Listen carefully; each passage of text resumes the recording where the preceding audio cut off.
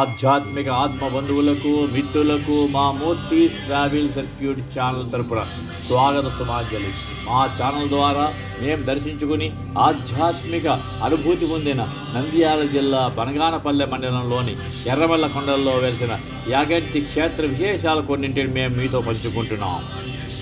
యాగంటి ఒక సుప్రసిద్ధ శైవ క్షేత్రము. ఈ క్షేత్రంలో ఉమామహేశ్వరులు విగ్రహ రూపమున స్వయంభూగా ఉద్భవించి కొలువై ఉన్నారు. ఈ క్షేత్రం ఎప్పుడు నిర్మించబడిందో ఖచ్చితంగా తెలియజే ఆధారాలు లేవు. ఇచ్చిన నిర్మాణాలను బట్టి ఈ క్షేత్రము అంచెలంచెలుగా నిర్మించబడినట్లు తెలియచున్నది. ఈ నిర్మాణాల్లో పల్లవ, చోళ, చాళుక్య, విజయనగర రాజుల శైలి గోచరించున్నది.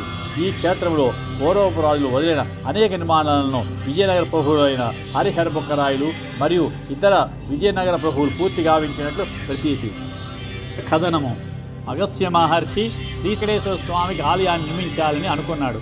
అయితే విగ్రహం కాలిగోరు విరిగిపోవడంతో విగ్రహాన్ని ఏర్పాటు చేయడం సాధ్యం కాలేదు. దీంతో కలత చెందిన మహర్షి శివుని కోసము తపస్సు చేశాడు. శివుడు ప్రత్యక్షమైనప్పుడు ఈ ప్రదేశం కైలాసాన్ని పోలి ఉంటుంది కాబట్టి శివుడికి బాగా సరిపోతుందని చెప్పాడు. అగస్త్యుడు శివుడిని ఒకే రాయిలో ఉమామహేశ్వరుడిగా భక్తులకు దర్శనం ఇవ్వమని కోరాడు. దాన్ని శివుడు అంగీకరించాడు. నంది ప్రస్తుతం ఉన్న పరిమాణం కంటే మొదట్లో చాలా చిన్నగా ఉండేదని స్థానికులు చెబుతున్నారు. ఈ నందిపై కొన్ని ప్రయోగాలు జరిగాయని మరియు నంది చెక్కబడిన రాతి రకం దానితో సంబంధం ఉన్న పెరుగుతున్నా లేదా విస్తరించే స్వభావం కలిగి ఉందని వారు చెప్పారు. పూర్వం దాని చుట్టూ ప్రదక్షిణలు చేసేవారని అంటారు. నంది పరిమాణం పెరగడంతో ఆలయ సిబ్బంది ఇప్పటికీ ఒక స్తంభాన్ని తొలగించారు. శ్రీమద్విరాట్ పోతులూరి వీరబ్రహ్మేంద్ర స్వామి వారి ప్రకారము యాగంటి బసవన్న కలియుగం ముగిసినప్పుడు సజీవంగా వచ్చి రంకెలు వేస్తాడుట.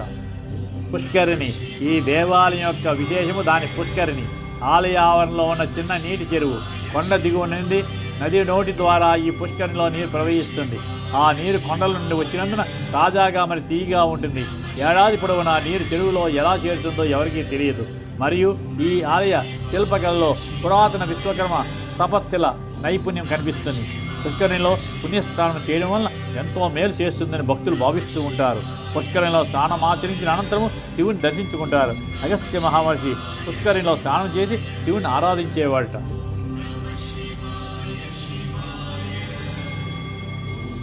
గుహ: అగస్త్యుడు శివుని కోసం తపస్సు చేసిన గుహ ఇది. 120 ఏటవాలు మెట్లు ఎక్కి గుహలోని ప్రవేశించవచ్చు. వెంకటేశ్వర గుహ: ఈ గుహలో వెంకటేశ్వరుని దెబ్బతిన్న మూర్తి ఉంది. అగస్త్య గుహతో పోలిస్తే మెట్లు ఏటవాలుగా ఉన్నప్పటికీ ఎక్కడం సులభము. కథ ప్రకారము తిరుమల వెంకటేశ్వర దేవాలయం నిర్మించబడకముందు ఈ గుహలో ఈ మూర్తి ఉన్నాడు. కానీ పాదాల దగ్గర మూర్తి దెబ్బతినడంతో పూజ చేయలేకపోయారు. ఈ ప్రాంతము తిరుపతికి ప్రత్యామ్నాయంగా నిలవగలదని శ్రీ పోతులూరి వీరబ్రహ్మేంద్ర స్వామి తన కాలజ్ఞానంలో చెప్పారు. భక్తుడైన చిట్టెప్ప శివుని పూజించగా శివుడు అతనికి పులిలా కనిపించాడు.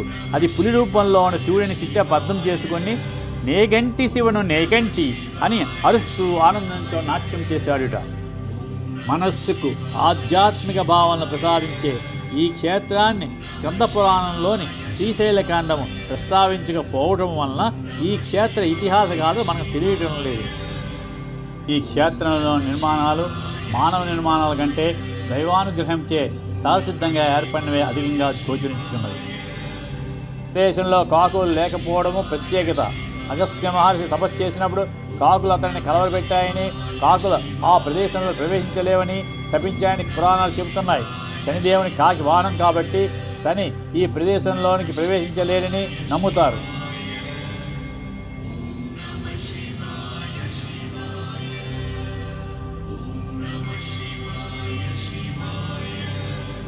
ఇంతటితో మేము ఈ వీడియోని ముగిస్తున్నాం.